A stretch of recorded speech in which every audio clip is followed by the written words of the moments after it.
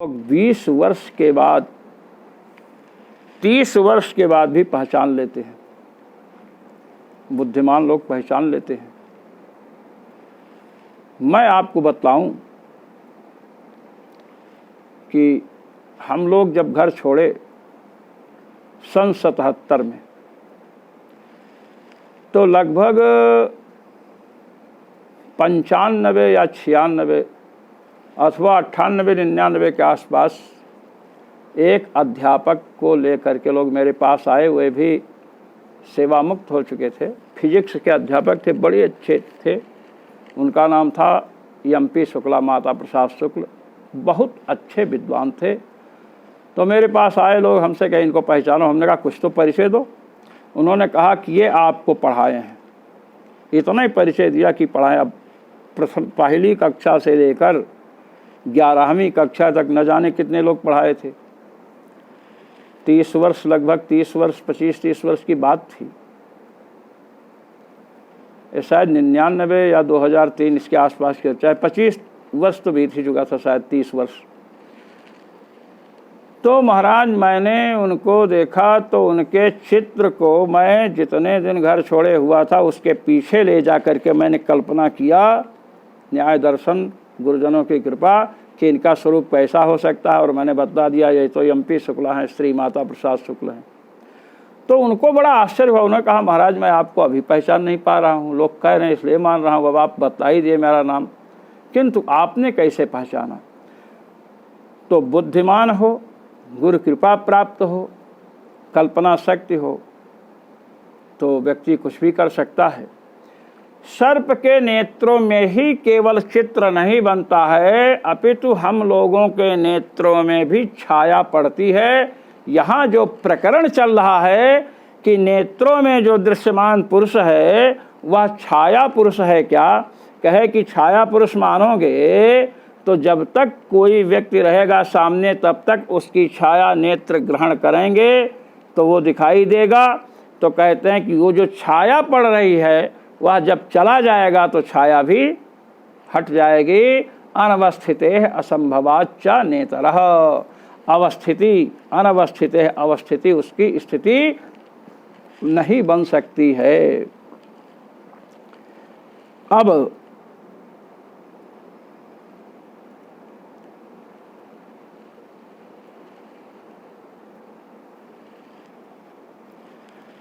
हमेशा सर्वदा किसी पुरुष विशेष की छाया हमारे नेत्रों में रहे, इसके लिए हमें क्या करना पड़ेगा?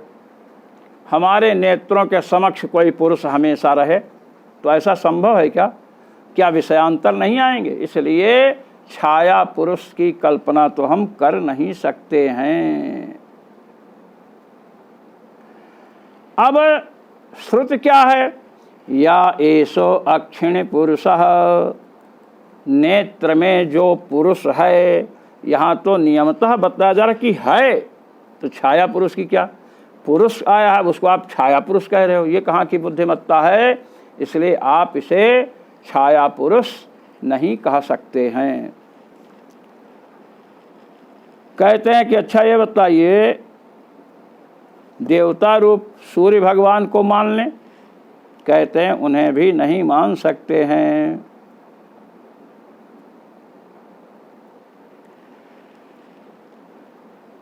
अच्छा एक कल्प और है। कहते हैं अच्छा ये बताइए कि नेत्रस्थ पुरुष की उपासना करनी है। आचार्य शंकर ने, भगवत्पाद शंकराचार्य ने कहा कि नचोपासना काले छायाकरम कंचित पुरुषम चक्षुः समीपे सन्निधाप्य उपासत इति युक्तम कल्पयितुम। उपासना काल में छाया पुरुष, हम इसको लें, उपासना के समय कोई पुरुष आँखों के सामने ले आए, उपासना कर रहे हैं, उसकी छाया देख रहे हैं, उसका छाया, उसका चित्र आँख में है, प्रत्यक्ष हो रहा ना। अब उसे मान लिया जाए? कहते हैं ये कल्पना ठीक नहीं है, क्योंकि छाया के विषय में कहा गया अस्यैव शरीरस्य न समन्वेषं नश्यति। छाया जो है, शरीर का नाश होगा तो छाया नष्ट होगी कि नहीं? नष्ट हो जाएगी। अब ये जो पुरुष है इसको बताया गया एतद अमृतम एतद ब्रह्म। इस पुरुष को, नेत्र में जो पुरुष दिखाई पड़ रहा है उसे क्या बतलाया गया? अमृतम, अविनाशी। अविनाशी वारे अयमात्मा। यह नेत्रस्थ पुरुष अविनाशी है। तो छाया पुरुष कैसे ले सकते हो? छाया का नाश तो शरीर के नाश से होता है। और मैं बतला रहा हूँ कि धूप इत्यादि चले जाए, अंधकार आ जाए तो छाया गायब। इसलिए कह रहे हैं इसको नहीं ले सकते हैं। छायात्मक पुरुष को नहीं ले सकते हैं क्योंकि नेत्रों में उसका वह नहीं रह सकता है दीर्घ काल तक। अनवस्थित है असंभवाच्चा। देखिए, एक तो अनवस्थित है हेतु दिया कि छाया जो है दीर्घ काल तक स्थित नहीं रह सकती है। असंभवाच्चा द्वितीय हेतु है। असंभवाच्चा, जो छाया, जो नेत्रस्थ पुरुष के गुण बतलाए गए हैं, एतद अमृतम अभयम प्राणानामायतनम। छाया पुरुष को आप कैसे, छाया को कैसे ले सकते हो? वह अमृत तो नहीं है। अमृतत्व तो उसमें असंभव है। अविनाशित्व तो छाया में संभव नहीं है। ये इसलिए ना इतर माने परमात्मनो भिन्न, ना परमात्मा से इतर अर्थात भिन्न। यहाँ पर अक्षि पुरुष शब्द से नेत्र में जो पुरुष है परमात्मा से भिन्न को हम नहीं ले सकते हैं। कैसा सूर्य को ले लिया जाए? सूर्य भगवान नेत्र के अधिष्ठात्री देवता हैं, उन्हीं को ले लिया जाए। कहते हैं उन्हें भी नहीं ले सकते हैं। सूर्य को भी नहीं ले सकते हैं। क्यों नहीं ले सकते हैं? कहते हैं रश्मिभिरेषो अस्मिन् प्रतिष्ठितः। बृहदारण्यकोपनिषद 7:5-10। इति रश्मिद्वारेण अवस्थिति वचनात् देशान्तरावस्थितस्यापीन्द्रियाधिष्ठानोपपत्तेः न चक्षुष्यवस्थानत्वम्। कहते हैं रश्मिभिरेषो अस्मिन् प्रतिष्ठितः। सूर्य भगवान की नेत्र में जो स्थिति बतलाई गई ना, रश्मि भी किरणों के द्वारा। अगर साक्षात सूर्य नेत्र में प्रतिष्ठित होते तो किरणों को माध्यम क्यों बनाना पड़ता? इसलिए आज भगवतपाद श्री रामानंदाचार्य जी महाराज कह रहे हैं रश्मिद्वारेण अवस्थिति वचनात्। किरणों के द्वारा भगवान सूर्य नेत्रों में स्थित हैं। देशान्तरावस्थितस्यापि इंद्रियाधिष्ठानोपपत्तेः न चक्षुष्यवस्थानत्वम्। देशांतर में, अन्य देश में जो स्थित है, आकाश प्रदेश में स्थित जो भगवान भास्कर हैं, वे किरणों के द्वारा नेत्र में रह सकते हैं। किरणों के माध्यम से, इसे कहते हैं परंपरा संबंध।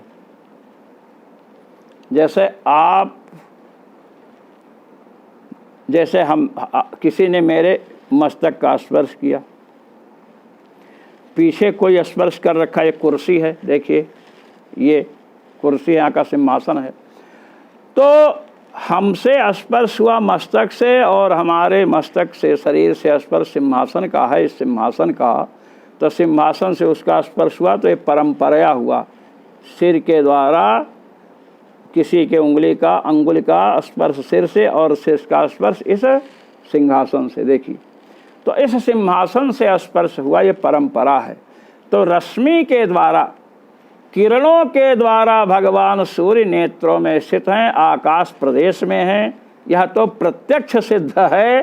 किरणों के द्वारा यहाँ पर उनकी किरणें यहाँ आती हैं, इसलिए यहाँ स्थित हैं नेत्रों में। वही बता रहे हैं देशान्तरावस्थितस्यापि इंद्रियाधिष्ठानोपपत्तेः न चक्षुष्यवस्थानत्वम् देशांतर में आकाश प्रदेश में स्थित जो भगवान भास्कर हैं वह किरणों के द्वारा नेत्र में प्रतिष्ठित माने जाते हैं। भगवती उपनिषद भी कह रही हैं रश्मिभिरेषो अस्मिन् प्रतिष्ठितः, किरणों के माध्यम से सूर्य नेत्रों में प्रतिष्ठित हैं। रश्मि भी किरण को माध्यम बतलाया, इसलिए इंद्रिय अधिष्ठान बन सकती है सूर्य की।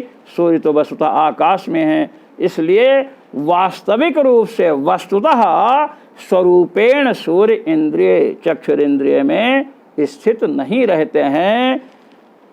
न चक्षुष्य अवस्थानत्वम, नेत्रेंद्रिय में सूर्य की स्थिति वस्तुतः नहीं है जैसे आकाश प्रदेश में है। इसलिए नेत्र में दृश्यमान जो पुरुष है, पुरुष पद से छाया पुरुष को तो ले नहीं सकते, क्योंकि छाया विनाशी है और इसे अमृत कहा गया है। अविनाशित्व गुण छाया में नहीं है। दूसरी बात, छाया स्थित नहीं रहती है, छाया इधर से उधर हो जाएगी। जो सामने आया उसकी छाया पड़ी, चला गया तो गया, अंधकार छा गया तो छाया देवी भी गई। तो इस प्रकार जो है यह बतलाया गया कि न तो छाया पुरुष को प्रतिबिंब आत्मा को ले सकते हैं, न सूर्य को देवतात्मा सूर्य को ले सकते हैं, न जीवात्मा को ले सकते हैं। क्यों? कहते हैं तथैव जीवात्मनोपि सर्वेन्द्रिय कंदभूते स्थान विशेषे वृत्तिमत्वात् केवले चक्षुषि नावस्थानम। कहते हैं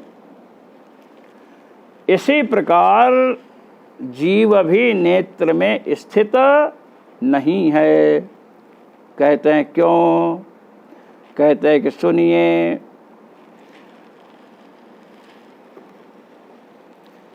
जीवात्मनोपि सर्वेन्द्रिय कंदभूते स्थान विशेषे वृत्तिमत्वात्, संपूर्ण इंद्रियों का कंदभूत केंद्रीभूत जो है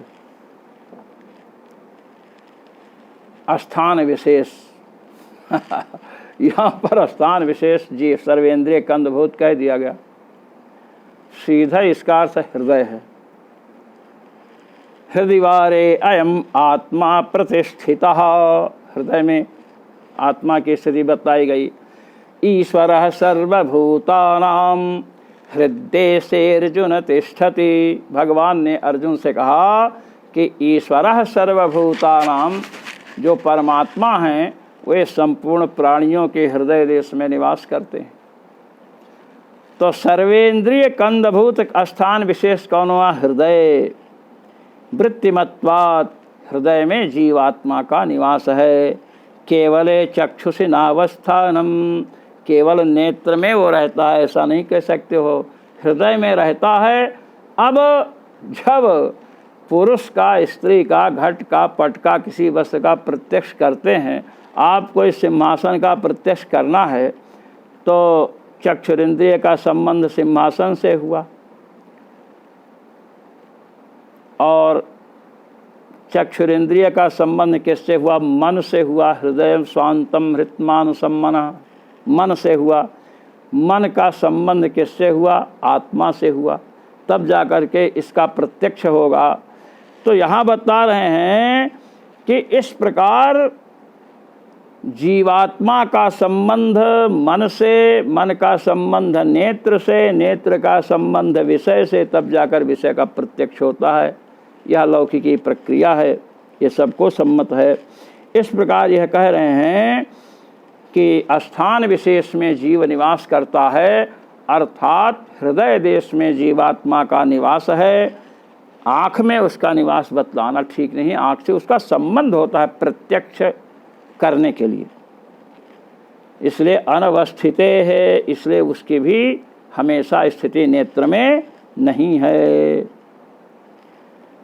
असंभवाच्च भी हेतु दिए, अनवस्थिते है असंभवाच्च न इतरः, इतरः माने ब्रह्म भिन्न, न ब्रह्म से भिन्न, परमात्मा से भिन्न छाया, सूर्य, जीव, ये लोग ग्रहण नहीं किए जा सकते हैं। नेत्रस्थ पुरुष, पुरुष पद से नेत्र में रहने वाला जो पुरुष दिखाई पड़ रहा उस पुरुष से ना तो छाया का ग्रहण कर सकते हैं, ना सूर्य का ग्रहण कर सकते हैं, ना जीव का ग्रहण कर सकते हैं। क्यों? अनवस्थित है।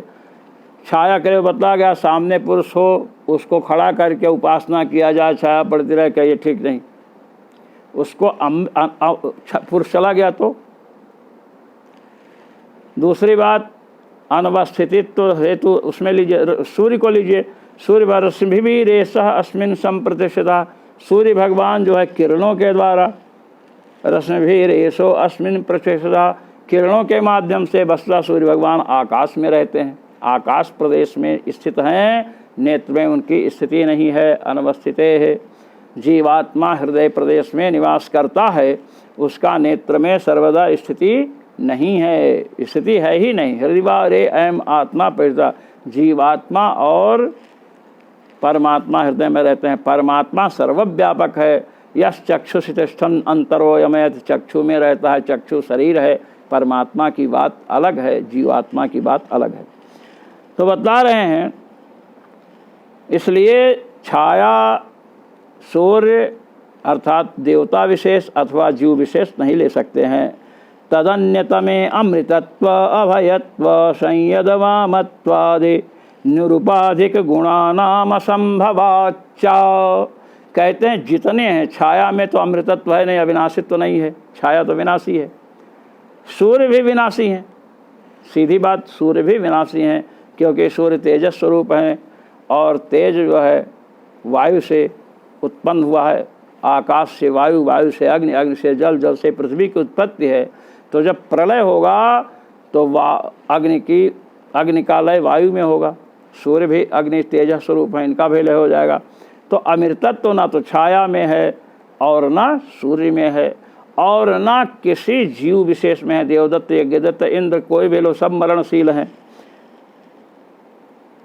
कहते हैं तदन्यतमे माने छाया, सूर्य और जीव, इन तीनों में किसी में भी अमृतत्व नहीं है, अभयत्व नहीं है।